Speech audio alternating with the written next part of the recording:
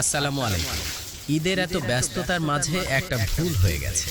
আমরা আমাদের গরুগুলোকে সময় মতো গোসল করাতে পারিনি। দেখতেই পাচ্ছেন গরুগুলোর শরীরে ময়লা জমে গেছে, আগের মতো ফ্রেশ নেই। আসলে ঈদের কাজের চাপ এত বেশি ছিল, সবকিছু সামলাতে গিয়ে এই গুরুত্বপূর্ণ কাজটা করা হয়নি। কিন্তু গরুর যত্ন না নিলে তারা অসুস্থ হয়ে যেতে পারে। তাই আজ আমরা সিদ্ধান্ত নিয়েছি গরুগুলোকে ভালোভাবে গোসল করাবো। ধীরে ধীরে পানি দিয়ে ভিজিয়ে তারপর পরিষ্কার করে দেব।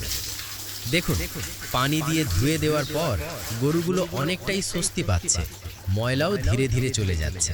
এখন দেখুন, আগের থেকে অনেক ফ্রেশ লাগছে। গরুগুলোও এখন অনেক শান্ত আর আরাম পাচ্ছে। আমাদের একটু ভুলের কারণেই গরুগুলো কষ্ট পেয়েছিল। তাই আপনারাও যদি খামার করেন, গরুর যত্ন নিতে কখনো অবহেলা করবেন না। ভিডিওটা ভালো লাগলে লাইক দিন, কমেন্ট করে জানান আপনারা কিভাবে গরুর যত্ন নেন। আর এমন খামারের ভিডিও পেতে সাবস্ক্রাইব করুন।